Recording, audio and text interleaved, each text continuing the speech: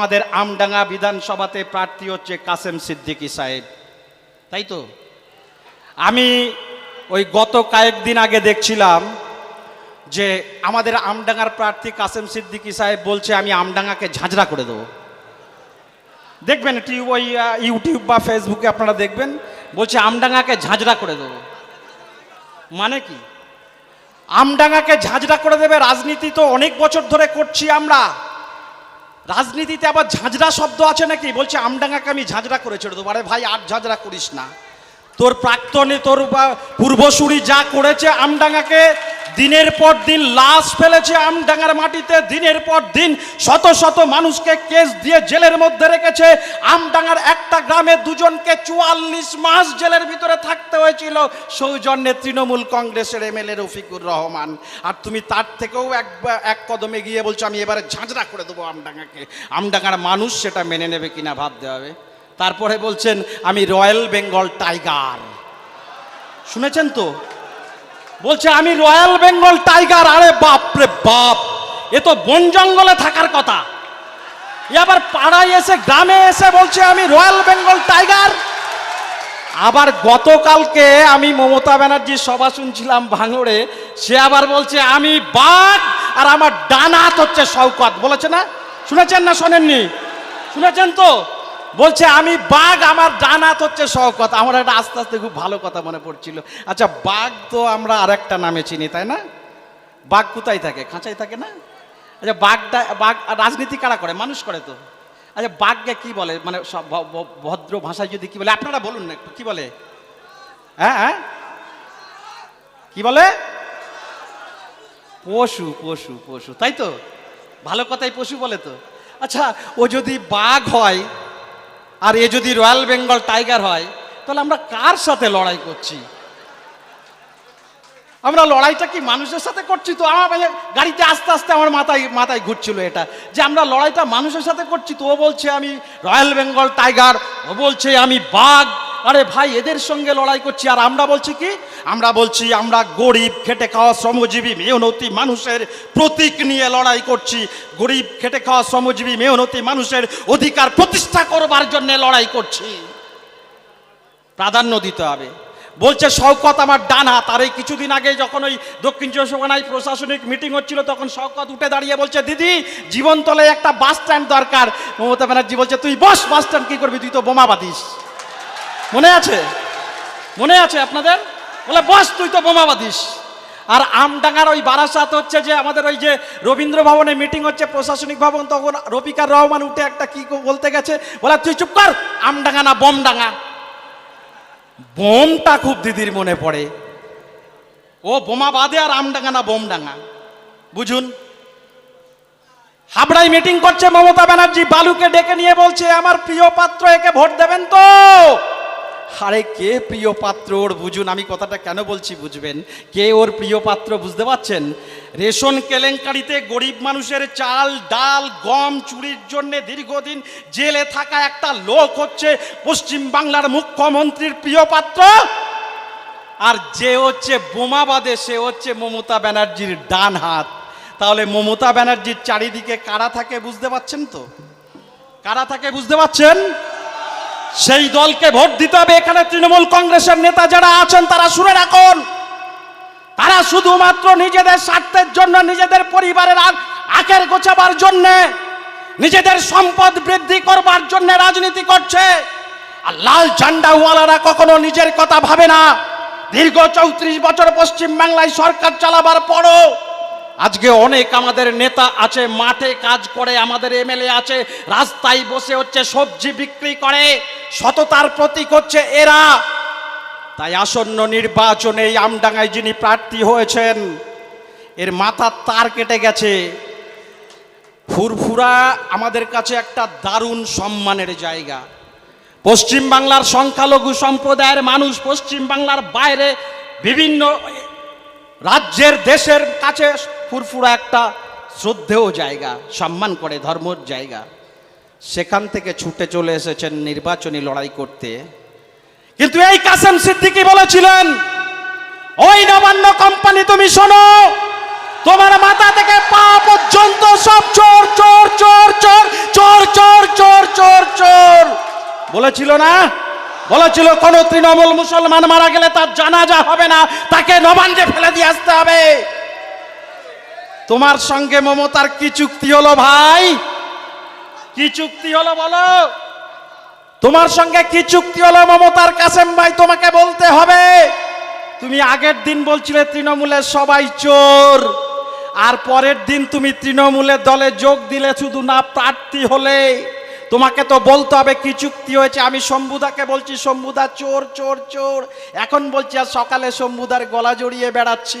এখানকার মানুষ জিজ্ঞাসা করবে শম্ভুদার সঙ্গে সাহারাবের কত টাকার চুক্তি হলো। সন্ধ্যাবেলা বলছিল চোর, আর এখন গলা জড়িয়ে বেড়াচ্ছে, কি বলবে না? তাহলে কাসেমকে তো বলতে হবে মমতার সঙ্গে কত টাকা চুক্তি ওর হয়েছে, কত টাকা তুমি পেয়েছো, তোমাকে তো বলতে হবে, বলতে হবে কাসেমকে। আজকে উনি বলছেন ফুরফুরার মর্যাদা রক্ষা করবেন। আরে ফুরফুরার মর্যাদা তো নওশাদ সাহেব রক্ষা করছেন। নওশাদ সাহেব বাপের বেটা, পুলিশ ধরে নিয়ে যাচ্ছে জেলের মধ্যে, মাথার টুপি খোলেনি। নওশাদ সাহেব নিজে রাজনৈতিক দল তৈরি করেছে, সেই দল নিয়ে লড়াই করছে পশ্চিম বাংলায়। আর তুমি কাসেম সিদ্দিকী একটা চোরের সঙ্গে জোট করে তুমি পশ্চিম বাংলার মানুষকে বিভ্রান্ত করতে এসেছো। মাথার ফেজ টুপিটা খুলে ফেলে ক্যাপ টুপি পরে ঘুরে বেড়াচ্ছ। কোথাও হচ্ছে হনুমানের গদা নিয়ে তুমি ঘুরে বেড়াচ্ছ। তুমি বলছো, তোমার লোকেরা বলছে বজরঙ্গি ভাইজান। কোথায় নিয়ে যাচ্ছ তুমি পশ্চিম বাংলাটাকে? কোথায় নিয়ে যাচ্ছে পশ্চিম বাংলাটাকে এই কাসেম সিদ্দিকীরা? আসলে ওদের কাছে কোনো নীতি নেই, ওদের কাছে কোনো আদর্শ নেই, কোন নীতি আদর্শের ধার ধারে না ওরা। ওদের কাছে হচ্ছে টাকার দরকার, চুরির দরকার, চোরের মাল দরকার। তাই এই নির্বাচন আমাদের কাছে অত্যন্ত গুরুত্বপূর্ণ। আমি বারে বারে বলছি, কোন মামুলি না, যেখানে যতটুকু ঘাটতি আছে। আমি বললাম প্রত্যেকটা বুথে, যে বুথে আমরা আছি, আমরা ক্যান্ডিডেট, আমাকে জিততে হবে, বিশ্বজিৎ দা পরে। আমরা যদি সব বুথ থেকে ক্যান্ডিডেট হিসাবে জিতে আসি, তাহলে বিশ্বজিৎ দাকে নিয়ে আমরা মাথায় করে নাচতে পারবো, কারণ আমরা জেতা মানে বিশ্বজিৎ দা জেতা। কি তাই তো নাকি? তাহলে সে কাজ আমরা নিশ্চিতভাবেই করব তো। আগামী 29 তারিখ সকাল করে যাব, সকাল সকাল যাব, মেশিনে ভোট দেবো। 8 নম্বর বোতাম, 8 নম্বর বোতামে হচ্ছে খাম চিহ্ন, সেই খাম চিহ্নে ভোট দিতে হবে। যারা আমাদের এর মধ্যে দেখবেন ওই যারা অপারগ ভোটার, বাড়িতে ভোটদান হবে, সেটাও শুরু হবে 2-3 দিনের মধ্যে। তালিকা আমরা পেয়েছি, কোন বুথে কারা আছে সেটা নেতৃত্বের পক্ষ থেকে জানিয়ে দেওয়া হবে। সমস্ত কাজটা আমাদের করতে হবে। আর 29 তারিখ এমনভাবে বোতাম টিপতে হবে তৃণমূল কংগ্রেস যেন বুঝতে পারে, চোরের দল যেন বুঝতে পারে, সাম্প্রদায়িক সম্প্রীতি বিনষ্টকারী বিজেপি যেন বুঝতে পারে যে না, পশ্চিম বাংলা হালিম সাহেব, পশ্চিম বাংলার মাটি, আমডাঙ্গার মাটি হচ্ছে হালিম সাহেবের মাটি। আমডাঙ্গার সেই পুরনো ঐতিহ্যকে আমরা ফিরিয়ে আনবো। আমরা বলছি সমাজের মানুষের নিরাপত্তা চাই, সেই সমাজের মানুষ হিন্দু না মুসলিম আমরা আলাদা করতে চাই না। আমরা বলছি মহিলাদের নিরাপত্তা চাই, সেই মহিলারা হিন্দু না মুসলিম আমরা আলাদা করতে চাই না। তাই পশ্চিম বাংলার ইতিহাসে 34 বছর ধরে কমরেড জ্যোতি বোস, কমরেড বুদ্ধদেব ভট্টাচার্যরা রাজ্য চালিয়েছে। পশ্চিম বাংলার মাটিতে বিজেপি কখনো মাথা তুলতে পারেনি, সাম্প্রদায়িক শক্তি কখনো মাথা তুলতে পারেনি।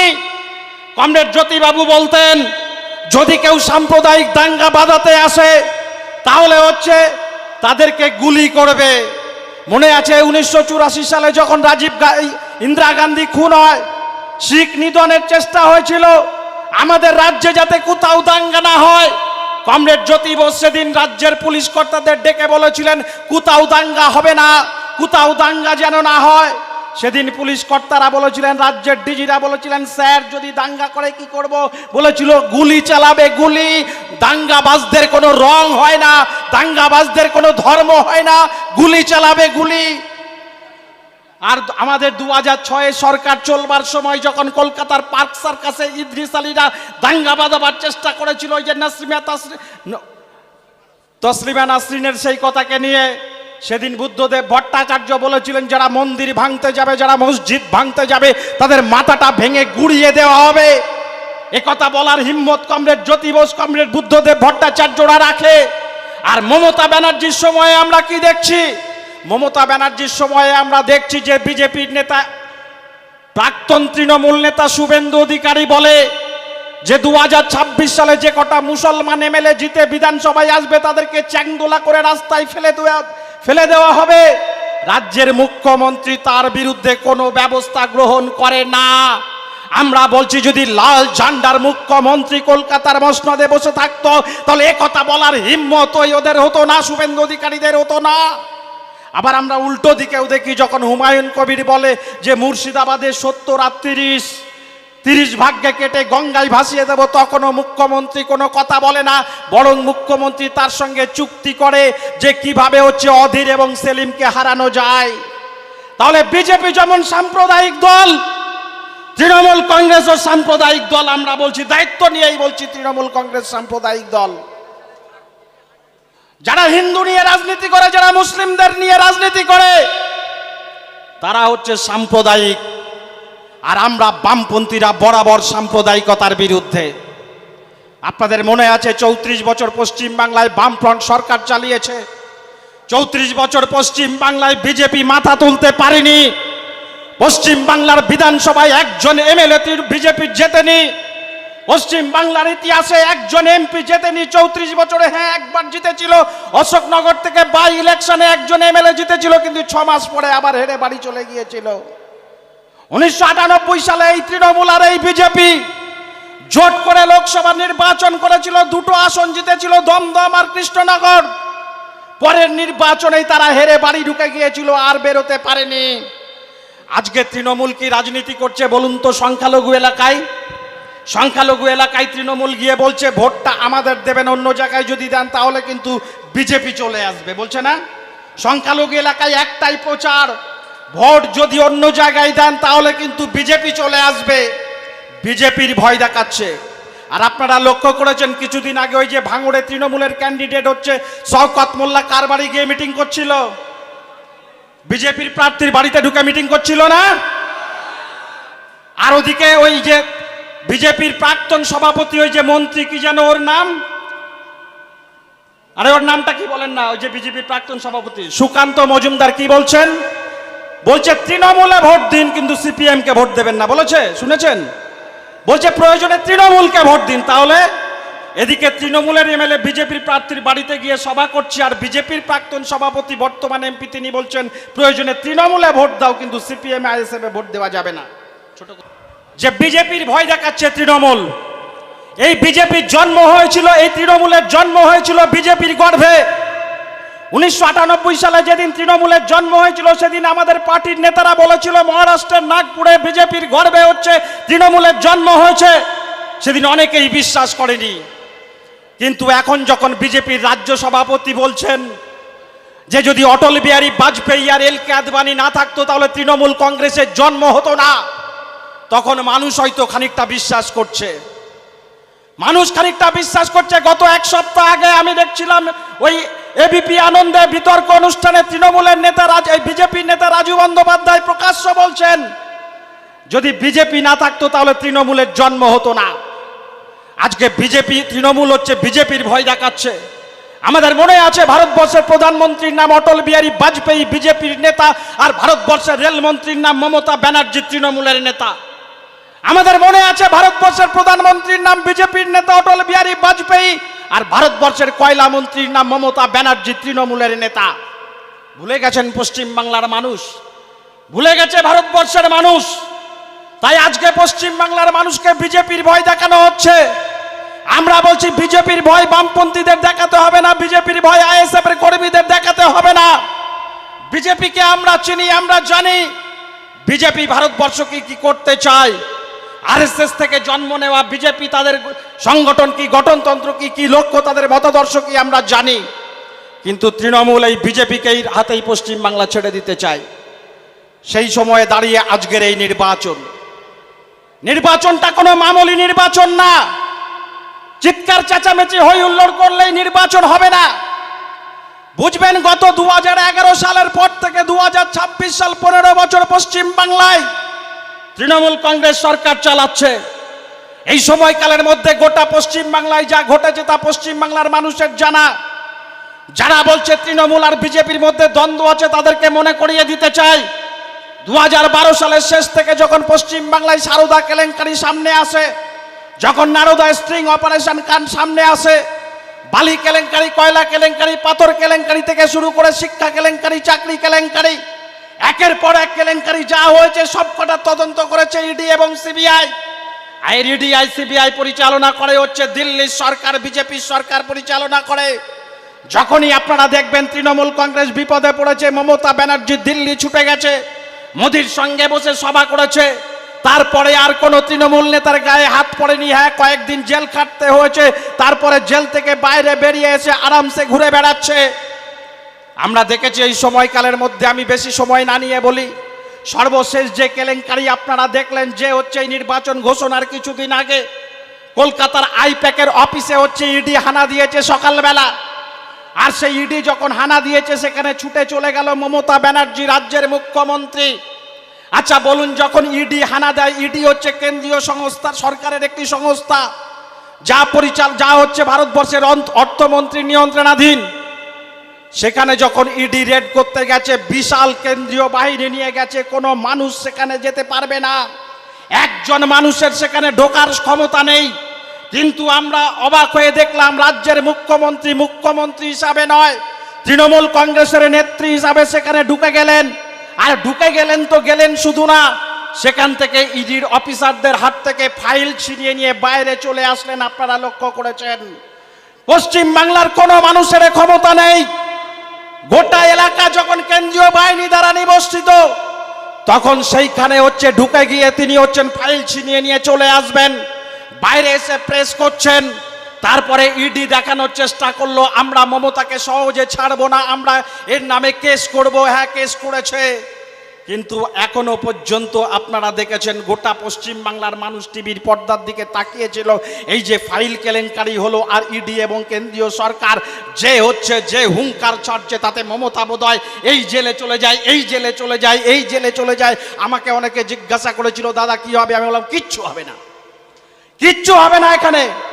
তাই তো আপনারা দেখছেন যখন সুপ্রিম কোর্টে ডেট পড়ছে তখন ইডি বলছে আজকের ডেটটা পিছিয়ে দিন, আর পরের ডেটটা যখন আসছে তখন রাজ্য সরকার বলছে আজকের ডেটটা পিছিয়ে দিন। কয়েক মাস হয়ে গেল, কোনো ঘটনা এখনো পর্যন্ত তার ফল মানুষ পায়নি। বিজেপি এবং তৃণমূলের যে সেটিং এবং আতাত, তা মানুষের কাছে নতুন করে বলতে হবে। আমি আর একটা উদাহরণ আপনাদের কাছে দিই। এই যে দীঘায় জগন্নাথ মন্দির উদ্বোধন হলো, জগন্নাথ মন্দির উদ্বোধনের দিন দিলীপ ঘোষ এবং তার স্ত্রী রিঙ্কু ঘোষ আমন্ত্রিত ছিলেন। যখন সেখানে মমতা ব্যানার্জির পাশে দিলীপ ঘোষ এবং রিঙ্কু ঘোষ বসে আছে, তারপরে যখন বেরিয়ে আসছে দিলীপ ঘোষকে সাংবাদিকরা জিজ্ঞাসা করছেন, দিলীপ বাবু আপনি কি তৃণমূলে যোগ দিচ্ছেন? দিলীপ ঘোষ বললেন না না, তৃণমূলে কেন আমি যোগ দিতে যাব? আমাদের সরকার যা চাই, বিজেপি যা চাই, তাই তো মমতা ব্যানার্জি করে দিচ্ছে, নতুন করে তো যোগ দেবার আমাদের দরকার নেই। বলল কেন?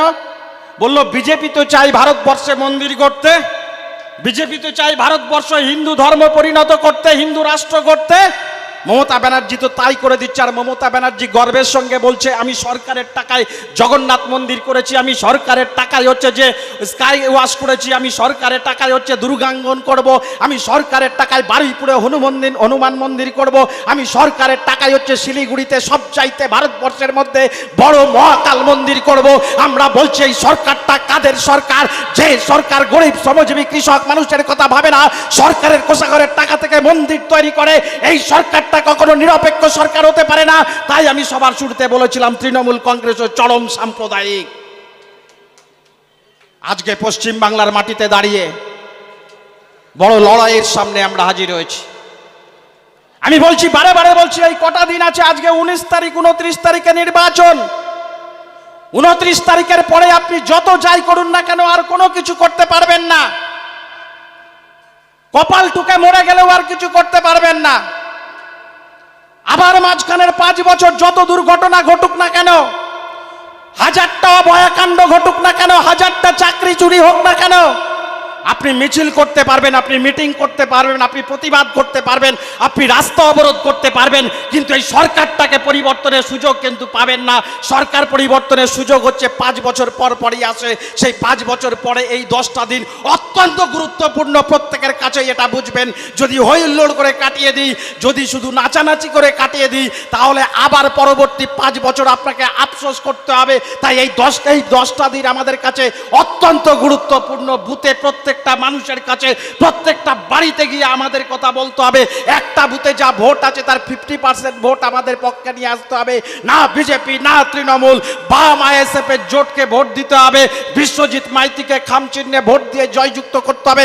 এটাই হবে আমাদের অঙ্গীকার। আগামী 10 দিনে এই অঙ্গীকার নিয়ে আমরা বুথের মধ্যে থাকব। আমাদের কোনো অন্যতা হবে না।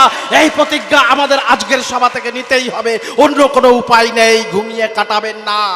প্রচন্ড রোদের তেজ, কষ্ট হবে, ঘাম ঝরবে, রাত জাগতে হবে, ঘুম কম হবে, কিন্তু এই 10 দিন বুথের প্রতিটা মানুষের কাছে আপনাকে পৌঁছাতে হবে। আপনারা পঞ্চায়েত নির্বাচন যেভাবে করেন, পঞ্চায়েত নির্বাচনের সময় প্রার্থীকে জেতানোর জন্য রাত 1টা, 2টো, 2:30, 3টে পর্যন্ত জাগেন। কোন বাড়িতে কোন লোকটার কাছে কাকে দিয়ে কথা বলালে হবে কাজ হয়। আপনারা মনে করবেন বিশ্বজিৎ মাইতি প্রার্থী নয়, বুথে বুথে আপনারা প্রার্থী, আপনারা প্রার্থী। আমার বুথে আমি প্রার্থী, আমার বুথে আমি প্রার্থী, আমার বুথে আমাকে জিততে হবে। এই প্রতিটা বুথে যদি আমি জিতি, তাহলে বিশ্বজিৎ মাইতি জিতবে। 4 তারিখে লাল আবির বিশ্বজিৎ মাইতিকে আমরা মাখাতে পারবো। কি সেই কাজ করবেন তো? সেই কাজ যদি করেন, নিশ্চিতভাবেই আমরা জিতব। অনেক মানুষ হয়েছে আনন্দে আটখানা হয়ে ফিরে গিয়ে তারপরে যা যা করলাম আর দরকার নেই, না করবেন না। অনেক ঘাটতি এখনো আছে বুথের মধ্যে। তৃণমূল বিজেপির চোখে চোখ রেখে যেতে হবে। আরে বিজেপি তো আমডাঙ্গার অর্ধেক বুথে প্রচারে যাচ্ছে না, সংখ্যালঘু এলাকায় প্রচারে যাচ্ছে না, কোথাও যাচ্ছে না, কোথাও যাচ্ছে না বিজেপি প্রার্থী। আমার বাড়ির পাশে বাড়ি, ওই চন্দন আছে আমাদের এরিয়া কমিটির সেক্রেটারি, ওর ওয়ার্ডে বাড়ি হচ্ছে ওই বিজেপির যিনি প্রার্থী।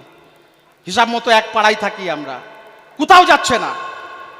কোথায় পুজো হচ্ছে, কোথায় মন্দির আছে, কোথায় কীর্তন হচ্ছে, সেখানে চলে যাচ্ছে হচ্ছে নির্বাচনী প্রচার করতে। ওটা ওদের কাজ।